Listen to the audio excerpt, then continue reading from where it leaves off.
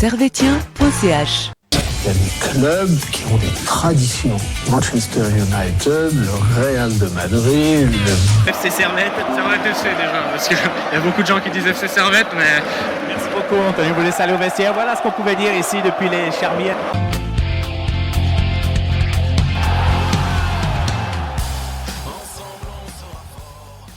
Et bonsoir à tous, bonsoir à toutes.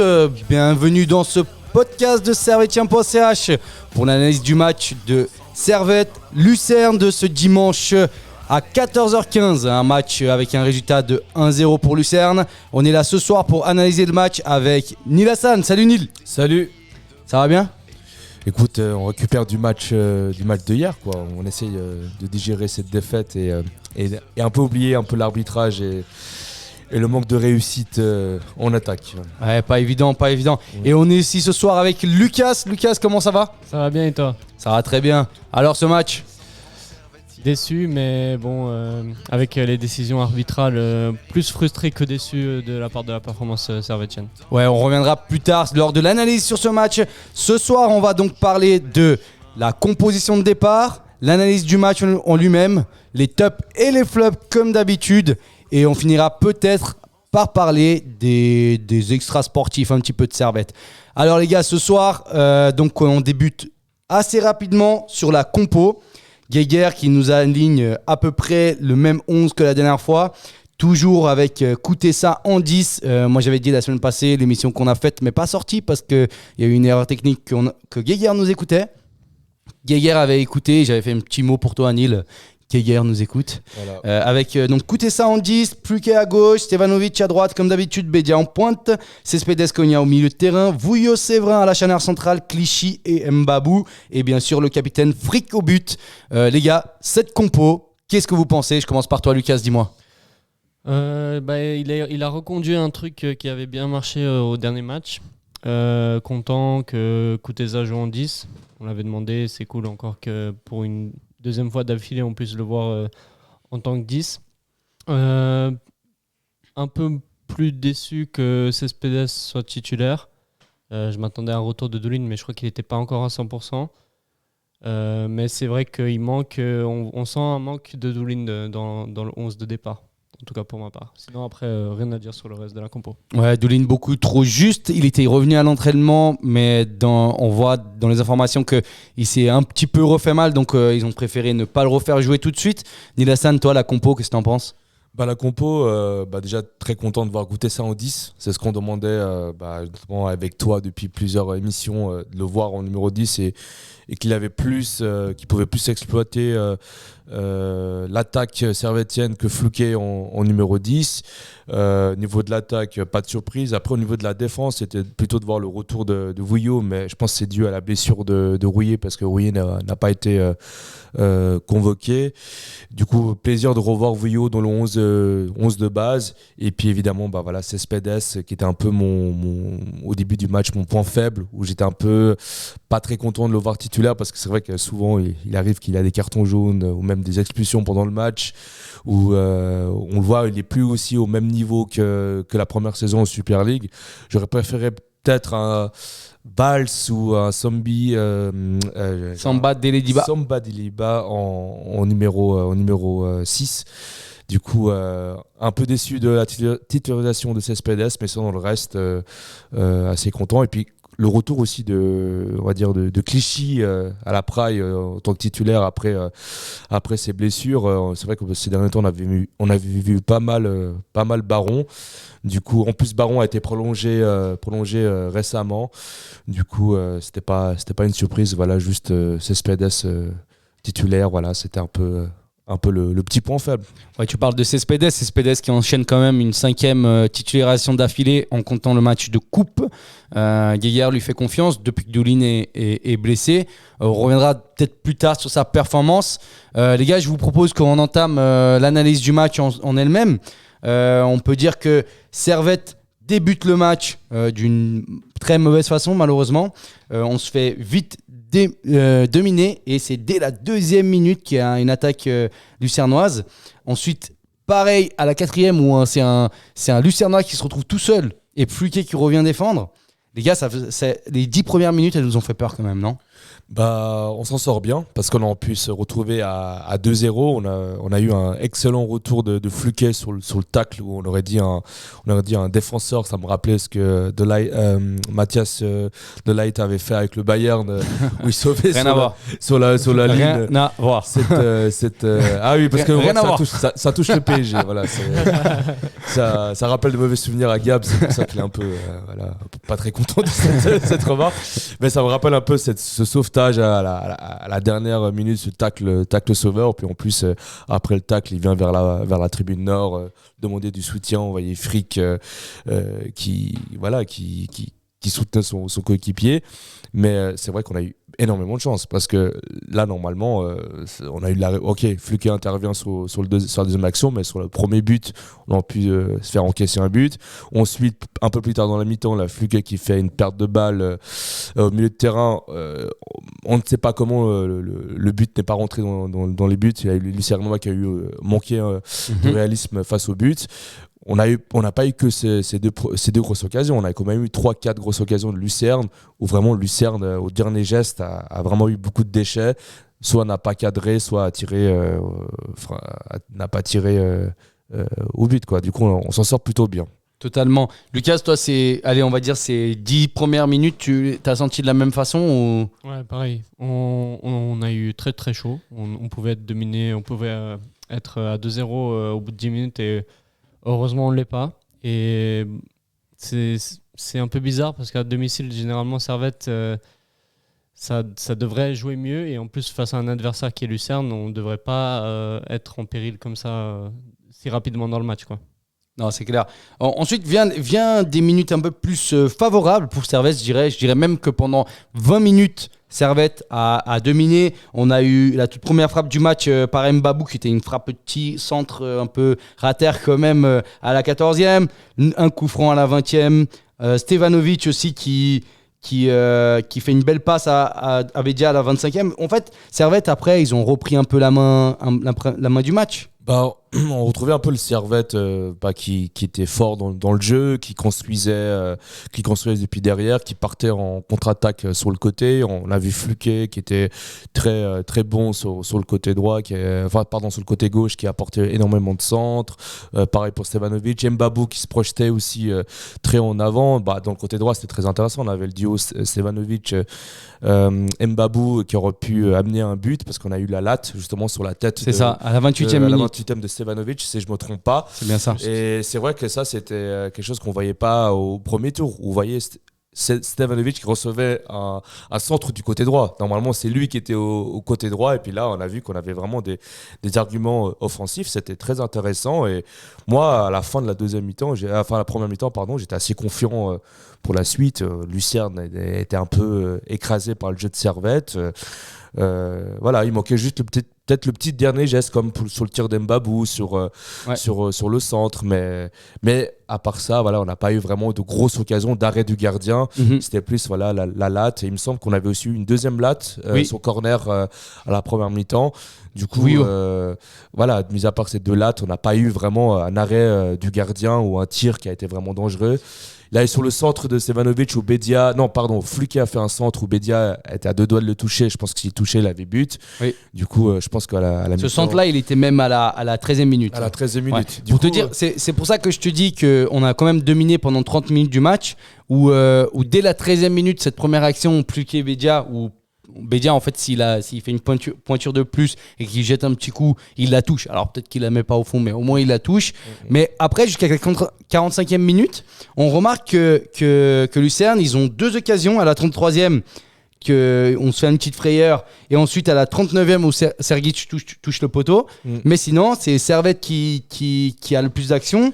On a donc ce centre de Mbabou pour la tête de Steva. Droit derrière, on a de nouveau le même centre de Mbabou pour Fluquet, qui par contre la met dehors cette fois-ci. On a le centre de Cogna qui vient sur corner, qui vient trouver la tête de Vouillot qui touche la latte aussi. Lucas, en finale, cette première mi-temps, même si on a eu peur au début, elle est quand même dominée par Servette. Ouais, sur la fin, on a repris l'ascendant, et c'est dommage que quand on a des moments forts comme ça, il n'y ait pas de finalisation de but à l'issue de ces actions. Parce que c'est souvent ça le problème. On domine, mais au final, on marque pas de but et on se retrouve à la mi-temps à 0-0 avec aucun avantage pris.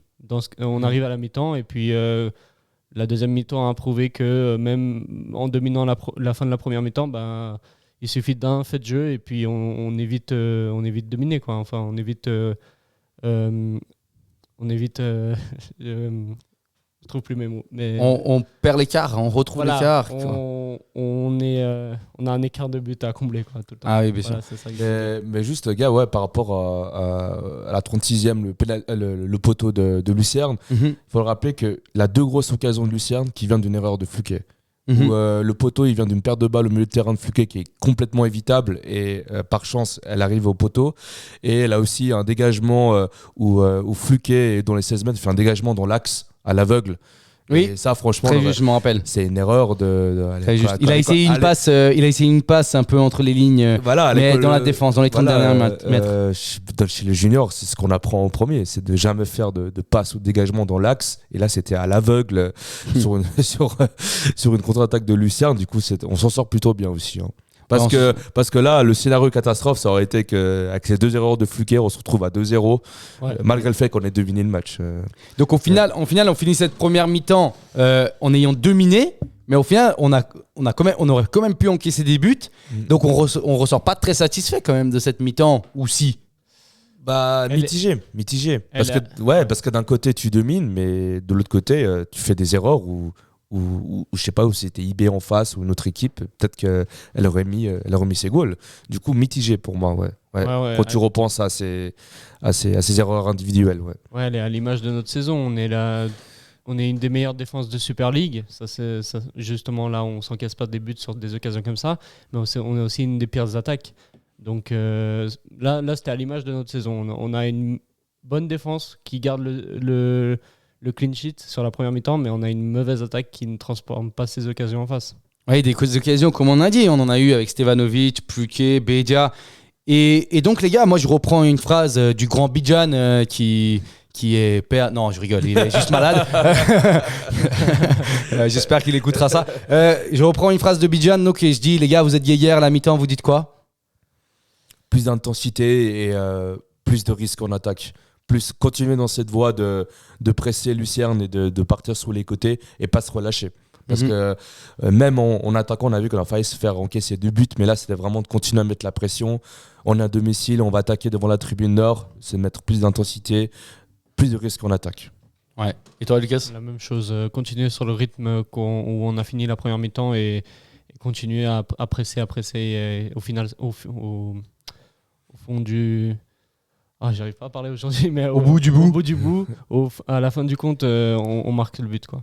Ok, donc on reprend donc cette deuxième mi-temps, une deuxième mi-temps qui reprend directement poussive avec Cespedes qui se prend un carton, et donc 5 minutes après le début de cette deuxième mi-temps, une occasion de Lucerne, et là, après donc il loupe son occasion, l'arbitre va checker la VAR pour une faute de Mbabou. Donc on remarque au ralenti que Mbabou touche la cheville, marche dessus son va exprès. Marche fortement sur la cheville de l'attaquant lucernois. Après son tir, les gars, pour vous, il y a faute ou pas ? Non, alors pour moi, il y a absolument pas faute. Mais le problème, en fait, c'est la règle, en fait. La règle, il dit dès qu'il y a un contact dans la surface, c'est faute. Mais là, franchement, c'est comme disait Carlos Varela hier sur Blue Sport. Oui. Dans ce cas-là, quand il y a un corner, tu fais exprès de te faire marcher dessus par les défenseurs, et puis c'est penalty, quoi. Franchement, en fait, ce qui est scandaleux, c'est que la VAR a été appelée sur cette action. Parce que, évidemment, si l'arbitre. Moi, je pense pas qu'elle a été appelée. Je pense que c'est la VAR qui a contacté l'arbitre. Oui, lui, il avait rien vu. Oui, justement, c'est la VAR qui a justement contacté l'arbitre. Et c'est ça le problème, en fait. C'est les gens qui étaient à la VAR qui voient ça.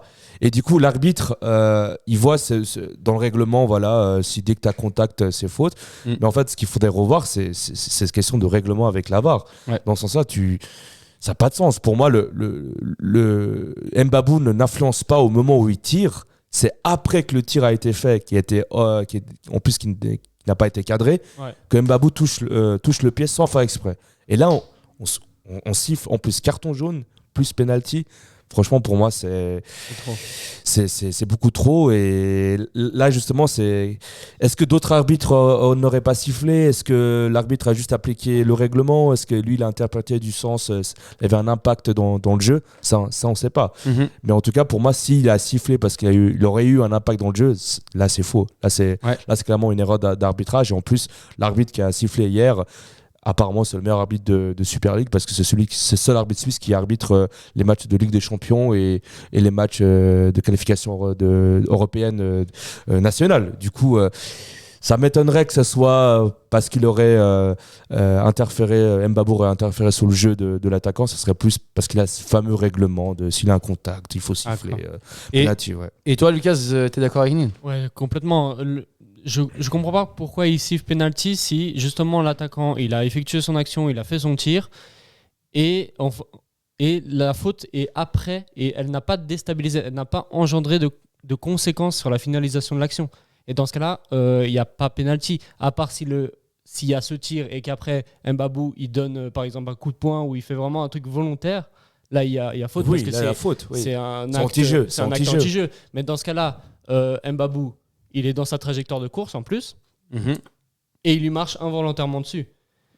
Et pour moi, tu peux pas siffler penalty sur un truc comme ça parce que déjà, tu donnes comme conséquence presque un but, parce qu'un penalty c'est quasiment un but, sur une action qui était pas un but de base, enfin qui ne pouvait pas aboutir sur un but.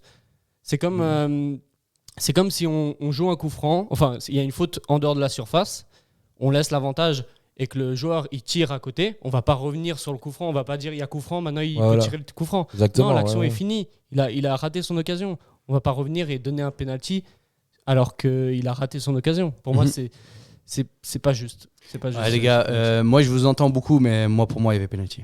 Non, les gars, je suis désolé. Pour moi, il y a Servette qui. Ça arrive ça à Stevanovic. Je crie au scandale. Non. S'ils mettent pas penalty. Vous savez pourquoi? Parce que vous n'êtes pas attaquant, déjà. Parce que moi, je l'ai été. Dans un autre temps, dans une autre ligue, quand j'étais plus jeune. Et en vrai, Mbabou, il arrive fort. On voit qu'il accélère. On voit qu'il arrive fort. Et en fait, c'est le geste, il est pas maîtrisé. Parce que, au final, Mbabou, il veut mettre le pied entre le joueur et le ballon.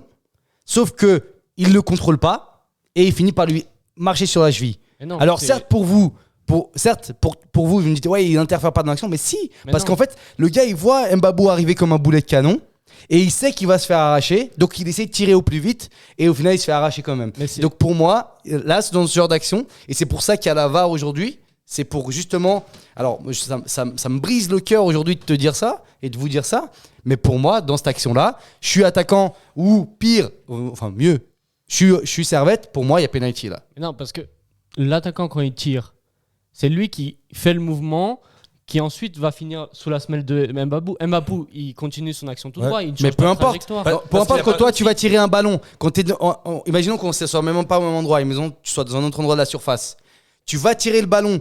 Tu tires. Tu chopes le ballon comme tu veux, mais il y a le pied du défenseur devant. Et après, tu te ramasses le pied. Et c'est faute pour toi.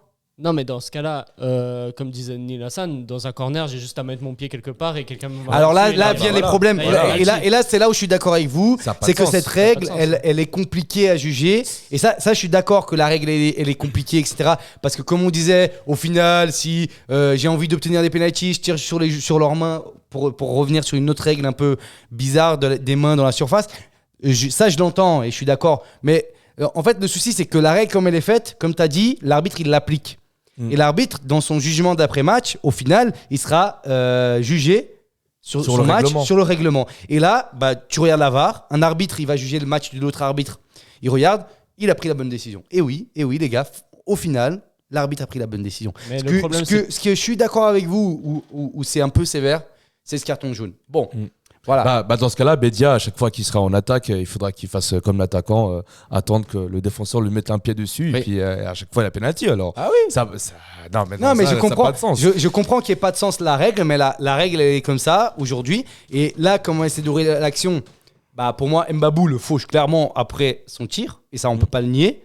Il arrive vraiment comme un boulet de canon, etc. D'ailleurs, il est même en retard, les gars. Il est en retard parce que le gars, il l'a déjà tiré une fois qu'il le fauche. Mais il fait pas action de défense. Mais Il justement, pas c'est action de jeu. ça l'erreur. C'est que pourquoi Mbabou il va mettre sa semelle là sur la cheville du gars Mais c'est si lui en qui fait vient le en ballon est dessous. déjà parti? Mais c'est lui qui vient en dessous. Il Mais tire. non, mais pas Et du il tout. tombe Il tire et il tire et après Mbabou vient lui écraser la cheville. Et Mais oui, c'est après, maladroit. c'est après le tir. Oui, mais c'est maladroit, les Parce gars. que- c'est Oui, c'est ça des peut fautes. être maladroit, mais là, l'intégrité physique du joueur n'est pas remis en question. On se rappelle quand Rouillet avait fait, où il avait le carton rouge de Rouillet, où il avait pénalty, où il avait fait une sorte de dégagement et puis le pied allait sur le crâne du joueur. L'arbitre n'avait pas sifflé, il a vu dans la VAR et après il a eu carton rouge. Ouais. Parce que coup de pied dans le crâne, bah oui, Intégrité, danger, oui, l'intégrité. oui. Non mais là, s'il vous plaît, c'est la cheville du joueur, il Ouais, marchait, il n'était pas par terre.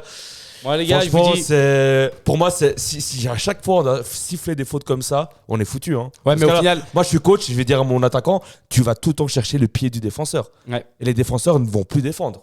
Enfin, Je suis d'accord avec Nelson. On ne En tacle Angleterre, on pas, siffle pas ça. on ne En tacle pas dans la Angleterre, surface. Dans la surface, fais attention quand t'es défenseur. Non, oui, mais voilà, en Angleterre, on siffle Mais pas les ça. gars, voilà, C'est on- le salon des baffes. On d'accord qu'il y a un part donc règlement, sur mais ce penalty. Il a été sifflé, on changera rien aujourd'hui, même si on est d'accord, pas d'accord. Donc, penalty, Frick saute du bon côté, malheureusement pas assez loin pour choper la balle et c'est 1-0 pour Lucerne. Lucerne d'ailleurs qu'au début de ce match, les gars, on rappelle qu'ils ont encaissé que 5 buts en 2023, 5 sur penalty. Le jeune gardien qui joue depuis le deuxième match 2023 n'a encaissé que, si je dis pas de bêtises, 4 buts sur penalty lui aussi. 5 buts. C'était 5 buts, sur penalty. 5 buts, c'est lui Que qui des buts encaisse sur les 5. penalty. Voilà, 5 buts sur penalty. Donc voilà, Lucerne, au final, solide. ils sont solides quand même depuis un petit moment. Et on voit que, au final, on a dit qu'on n'avait pas été efficace lors de cette première mi-temps. Au final aussi, Lucerne, ils sont plutôt chanceux cette année 2023. Bah, chanceux, c'est qu'ils arrivent dans les 16 mètres dans leur défense, ils arrivent à contrer, on va dire, les attaques adverses. Après, peut-être c'est aussi une tactique de laisser le jeu à l'adversaire. C'est pour ça que peut-être qu'on a vu fluquer beaucoup sur le côté gauche, Stevanovic côté droit avec Mbabou. On voyait beaucoup de centres. Mais là, j'avais vu une statistique justement sur notre plateforme où on peut voir les stats du match. Il n'y avait que 36% des centres offensifs qui ont été réussis de la part de Servette. 36%. Combien de centres, t'as vu? C'est les centres et c'était attendez. Parce que s'il y a eu beaucoup de centres, c'est qu'on a beaucoup tenté. Donc si on a beaucoup tenté, au final, c'est normal qu'il y ait un peu de. Mais justement, c'est fait mauvais- exprès de la part de Lucien de laisser centrer Centrer. les joueurs, de laisser le Moi jeu j'ai à vu, c'est Servette. vrai qu'on a eu beaucoup de Et centres. hein. on a eu beaucoup d'ouvertures sous les côtés, mais après, dans l'axe du terrain, Ouais. c'était très difficile pour Servette de rentrer dans les 16 mètres et de marquer un but. La Ouais. preuve, le gardien n'a pas vraiment eu d'arrêt à faire, le gardien de Lucerne. Mhm. On a eu deux lattes et un poteau. Mais on n'a pas eu d'occasion franche, nette, ou peut-être, mis à part Stevanovic, justement vers la 60e, où il doit tirer, il tire pas, il fait la passe vers En Bédia. retrait, ouais. Bédia, je crois qu'il la dévie pour goûter ça. Et goûter ça qui essaie de faire une passe, un tir en Passe roulé centre, sur la lucarne. Ouais. Frick, à la fin du match, il dit voilà, on a essayé de faire trop beau le dernier geste, trop beau la dernière passe, alors qu'en fait, il fallait juste tirer. Et il n'a pas eu en fait ce truc de tueur où tu es face au but et tu tires. Et là, Stevanovic, il était face au but, il s'est retrouvé limite face à face contre le gardien. Et il a fait la passe. Bon, après ça, on connaît de Stevanovic qui a plus tendance à faire la passe très très altruiste. Il préfère faire la passe que de tirer. Mais et encore une fois, là où on va goûter ça, qui a la possibilité de tirer, il essaie de faire un enroulé, un geste technique, et ça passe à côté. On a manqué de tranchant, on a manqué de ça, c'est un stade tueur. Et aussi, Lucien a bien joué le jeu dans l'axe. Ils ont bloqué Servette, quoi. Ah non, totalement. On a vu que Pluquet a beaucoup tenté aussi, que ce soit en première ou en deuxième période, avec du déchet, malheureusement. On a ici beaucoup d'occasions, même, que sur l'ensemble du match, on a eu pas mal d'occasions.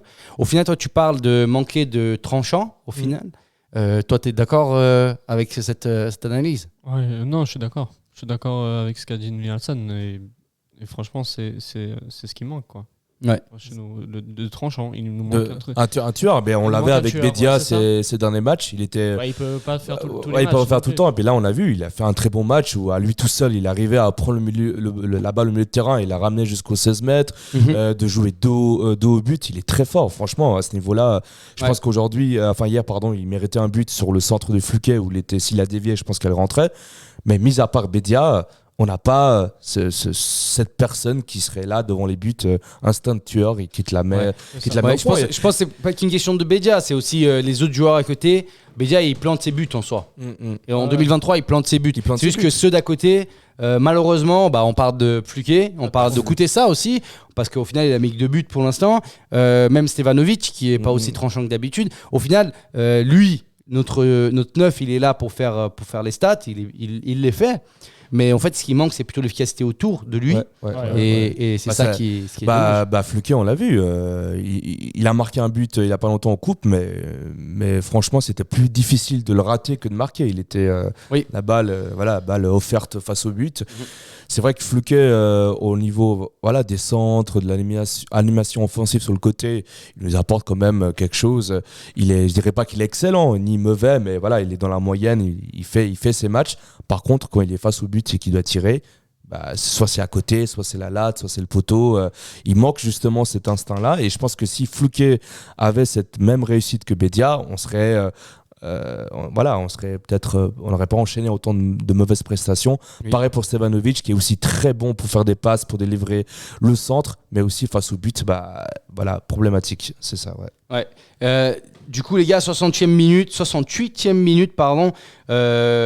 coup de tactique de Geiger, il met donc Crivelli à la place de Fluquet. Avant de commenter tout ça, moi je voudrais revenir, donc on avait demandé longtemps écouter ça en 10, ce 4-2-3-1. Au final, les gars, moi j'aimerais quand même, on est à la 68e minute du match là. Pour moi, ça n'a pas marché ce 4-2-3-1 face au 4-4-2 losange de Lucerne, justement à cause de ce losange. Parce qu'en fait, on a remarqué qu'en première mi-temps, Koutessa, il a essayé de marquer Jachari à ce poste-là. Lui, il était en 6. Koutessa, il essayait un peu de marquer. Mais pour moi, c'est pas vraiment ce que Koutessa doit faire dans un match. Au contraire, on doit plutôt le mettre à cette position-là quand il a la liberté. Là, dans un 4-4-2 losange, tu as 4 milieux de terrain côté Lucerne. Et du coup, tu n'as pas cet espace, tu n'as pas cette liberté qu'il aurait pu avoir dans un autre match. Alors certes, moi j'avais déjà dit la dernière fois, et d'ailleurs, tu n'étais pas là pour l'entendre, et c'est pas sorti à cause de nos soucis techniques, mais moi je mettais en avant les choix tactiques de Geiger. Pour une fois, justement, il avait tenté quelque chose en mettant Koutessa en 10, que les choix offensifs, ils étaient là, etc. Donc moi j'étais satisfait. Et là, il l'a refait, malheureusement, avec moins de réussite. Donc se coûter ça en 10 dans ce match-là. Mais je pense que c'est plus une question de la formation lucernoise qui en fait ça qui a bloqué notre 4-2-3-1 en fait. En fait, il y a le numéro 6 de Lucerne, Yassari, c'est pour l'instant un des meilleurs de la ligue. Il a 20 ans, 21 ans, capitaine de Lucerne déjà à 19 ans, sélectionné au Qatar avec la Suisse. C'est vraiment un futur espoir de l'équipe de Suisse et très gros talent, et il a fait le taf face à Koutessa. C'était très difficile pour Koutessa. Il avait aucun espace, aucun répit, il avait toujours quelqu'un, et dès qu'il fallait relancer, il y avait les trois devant, quoi. Voilà, et puis Yassari, il a une très belle vision du jeu, il anticipe toujours avant le joueur en face. C'était très difficile. Après là, peut-être Geiger, il a peut-être vu dans la deuxième mi-temps que peut-être que Yassari était peut-être un cran dessus sur Koutessa, peut-être mettre Koutessa à faire une diversion, le mettant peut-être sur le côté en faisant quelque chose comme ça. Mais c'est vrai que très, très bon coup tactique de Lucerne qui a su bloquer l'axe de Servette, et c'est pour ça qu'on est beaucoup parti sur les côtés, quoi. Ouais, excuse-moi, je vais accélérer un peu le truc parce qu'on commence à être sur l'horaire. Donc, coup tactique de Geiger pour Crivelli. Donc, on joue à 2 attaquants pendant 8 minutes. Donc, voilà, Thierry qui était là la semaine passée le demandait. Et il avait déjà demandé une autre fois qu'on joue à 2 attaquants, qu'on essaye Bédia Crivelli. Visiblement, ça va être pensé à chuchote à l'oreille de Geiger. plus sérieusement, il essaye. Voilà, finalement, c'est pas très concluant. Ensuite, il sort donc Chris Bédia, écoutez ça, pour Antunes et Touati. Et c'est droit derrière que Mbabou commet une faute. Et l'arbitre vient lui donner un carton rouge. D'accord, là, encore une fois, on revient là-dessus, les gars. On revient, voilà. Et attends, Lucas d'abord cette fois. Enfin, pardon. Ok, c'est encore une fois une question de oui. Et selon le règlement, oui, il y a jaune, c'est la semelle qui Ah bon, marche. selon le règlement, il y a jaune, là ça Oui. il y a jaune. La semelle, c'est, Il est où le règlement qui dit quand on marche sur le pied de l'autre, il y a carton jaune? c'est une faute qui est considérée comme un jaune direct. Mais là, justement. Alors là, je suis pas du tout d'accord. On se fait marcher sur les pieds tout le match, tous les matchs. Enfin, c'est marcher sur le pied de l'autre, c'est un truc qui arrive tout le temps dans le foot. Si l'arbitre le voit, c'est jaune. Mais où? Dans le règlement des arbitres? Sûrement, oui, je sais pas. Mais en tout cas, une semelle. J'appelle nos arbitres amateurs de nous dire ça, s'il vous plaît, si c'est vrai ou pas. Je doute. On a du coup, une ligne pour directe avec Colina, je pense qu'il peut nous donner l'information. Donc tu disais? Du coup, pour reprendre, même si dans le règlement, c'est un jaune parce que c'est la semelle et il n'y a pas du tout action sur le ballon, là, l'arbitre doit faire preuve de démagogie et interpréter la situation. On est à 70 mètres des buts servétiens. Il n'annule pas une action de jeu. Il ne fait pas forcément... ce n'est pas forcément un acte volontaire de marcher sur le pied du joueur. Et dans ce cas-là... Il ne va pas détruire l'intégrité physique du joueur. Et surtout qu'Mbabou a déjà un carton jaune. Et il a déjà un carton jaune. Donc... L'arbitre sait, avant de donner un carton jaune, c'est les conséquences qu'il peut avoir. Et des fois, il ne donne pas de carton parce que le joueur a déjà été averti. Voilà, c'est ça. Ouais, les gars, et c'est là où je suis d'accord. Je suis d'accord aussi avec vous. C'est qu'aussi, à un moment donné, il faut être pédagogique. Il faut aussi aller dans le sens du jeu. Pour moi, ce deuxième carton jaune, rouge, là, il est totalement inutile dans le jeu. Voilà, il casse le truc. Pour moi, il n'y a pas carton jaune. Parce qu'en fait, il lui marche sur le pied, mais voilà, déjà, Mbabou, il est en phase offensive. Donc, les phases offensives comme ça, tu peux reconsidérer. C'est pas non plus le gars qui est en train d'attaquer. En plus, il y a tellement une faute beaucoup plus lourde derrière. Et ça, je suis étonné que le gars derrière qui a fait la faute sur Stevanovic, il ramasse pas jaune. Parce que vous voyez la faute qui juste une seconde après, il y a un gros tac par derrière où il vient, il ramasse Stevanovic, le ballon il est devant. En fait, il tape. Mais justement, on pense, et là, ce qui m'embête, c'est que il va pas. Ok, la VAR, elle doit se consulter dans telle et telle situation, mais comment on peut pas te dire, mais attends, mais le tac qui est derrière là, t'as vu la faute devant toi, derrière il y avait pire. Et le mec derrière, il prend même pas jaune. Ouais. Alors que le mec d'avant s'est fait écraser le pied et puis l'adversaire a eu carton jaune. Ouais. Là, tu dis, voilà, c'est des choix qui sont pas cohérents. Moi, ça me rappelle le quart de finale Suisse-Espagne à l'Euro où Freuler qui fait un tacle et puis qui reçoit un jaune et puis c'est deuxième carton jaune et puis ça détruit toutes les chances de la Suisse. Et l'arbitre, après le match, avait dit qu'il regrettait ce choix parce que justement, ça avait une lourde conséquence sur l'impact du match et que peut-être qu'il n'aurait pas dû donner carton jaune. Bah là, c'est pareil. Là, ça change aussi le match. Ouais, là, c'était la combienième qu'il avait. C'était la 78e minute. Et je veux bien qu'on donne un jaune pour une faute, voilà, une vraie faute entre guillemets dans le foot qu'on peut dire. Là, c'est un pied il écrase le pied. C'est pas vraiment pour arrêter le jeu, casser le jeu ou pour détruire le pied du joueur. Et là, il a un carton jaune. Enfin, déjà, si c'était le premier carton jaune, déjà j'aurais trouvé ça sévère. Mais là, en plus, il y avait déjà un carton jaune pour Mbabou. Du coup, pour moi, c'est incompréhensible. Et surtout avec la faute qu'il a eu avant, là, on se fait. L'arbitrage était un peu curieux et puis aussi un fait de match à la fin, un combat de catch aussi, on peut en parler aussi après. Non, justement, en fait, de toute façon, cette fin de match, dès la 77e, ça devient, voilà, à niveau de l'arbitrage, des cartons, etc., ça commence à partir. On voit donc, on va y venir tout de suite. Tu en parles sur un corner, Crivelli qui tombe, qui profite pour mettre un coup au passage, Beka qui arrive, qui le prend, etc. Gros cafouillage dans la surface. L'arbitre n'hésite pas. Carton rouge pour Crivelli, carton jaune pour Beka. Les gars, je pense que... C'est carton rouge chacun. Oui et non. Le carton rouge de Crivelli, je pense que l'arbitre était juste devant. Tu le vois, il donne un coup. C'est un coup de tête, oui. Oui, voilà. L'autre l'attrape quand même. L'autre l'attrape et là, ça reste à justement discuter sur la sanction que devrait avoir l'autre adversaire. Parce que juste, si je devais dire un petit mot sur ça, sur le moment, peut-être l'arbitre il voit pas que le joueur de Lucerne prend dans le coup le Crivelli, mais la VAR. Il faisait quoi à ce moment-là? La VAR, ils ont eu plusieurs ralentis qui sont passés où ils ont vu le joueur de Lucerne attraper Crivelli, le prendre, le retenir. Et à aucun moment un type de la VAR s'est dit non, on va pas appeler, on va pas faire chèque parce que c'est normal de faire ça un joueur de foot. Par Alors contre, que quand Mbabou écrase le pied là, on sans faire l'appelle, exprès, alors là c'est penalty quoi. Enfin, à sens unique là-bas. voilà. Ouais. Donc Il y a des matchs malheureusement, il comme n'y a ça. pas de vérification de la VAR dans la surface de Servette. Parce lors que c'est de les ce- romans, oui, parce les que- romans on donne pas Parce les que fautes. dans les lignes de la VAR, on ne vérifie pas quand il y a suspicion de penalty. Donc là, il n'y avait pas de suspicion de penalty selon eux, ni suspicion de coup. Bon, bref, C'est je pense faute qu'on dans est les tous 16, d'accord du coup, pour dire penalty. que. Alors oui, on est d'accord que Krivini avait carton rouge, mais voilà, fallait peut-être regarder aussi l'adversaire, ce qu'il a fait, Ouais. regarder ça un peu plus profondément à la VAR, pardon, et c'est ce que l'arbitre n'a pas fait. J'ai une question là. S'il donne rouge au Lucernois, il y a penalty? Parce que c'est la même situation qu'Mbabou. La faute a lieu après l'action. Ah voilà, c'est le long Il y débat.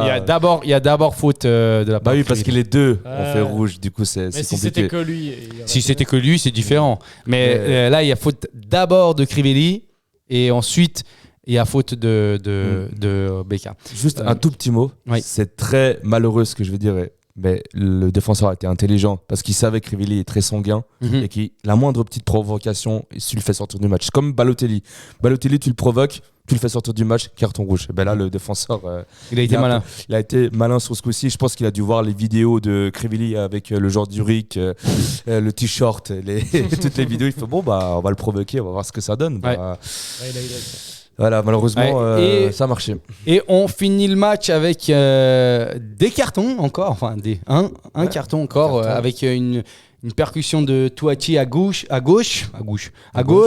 et un Lucernois, donc le fauche, et lui aussi c'est le deuxième carton Voilà, jaune deuxième et carton un jaune. rouge. Donc on finit le match avec 3 cartons rouges. Pourtant, je trouve pas que c'était un match si. Enfin, c'est pas un match où quand tu le Non. regardes habituellement, tu dis il y a eu Oui, plein de c'était cartons. tendu. Non, Ouais, c'était Là- pas si tendu que ça au final. En fait, c'était que l'arbitre avait le carton facile. Il avait le carton jaune facile pendant ce match. C'est pas que c'était un match très physique où ça se rentrait dedans. Pas du tout. C'est des petites fautes. Bah, les deux cartons jaunes d'Mbabou, c'est pour avoir écrasé le pied sans faire exprès. Voilà, le carton rouge de Crivelli, c'est un fait de match hors terrain, entre guillemets. Ouais. Non, ça a pas été un match physique rentre dedans. Voilà, c'était.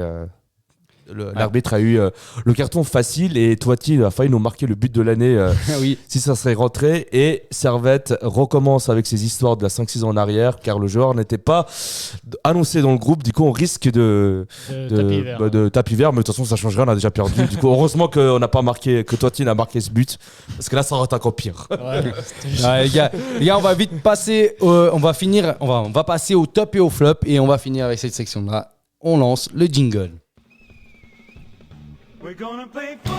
C'est le foot. C'est le foot. C'est seulement le foot. Mais pour moi, c'est clair que vous trouvez toujours un point. Là, on cherche le négatif. Ouais, c'est pas faux. Ouais, les gars, alors je vais vous demander rapidement un top et un flop. Non, Lucas, tu commences. Je dis d'abord.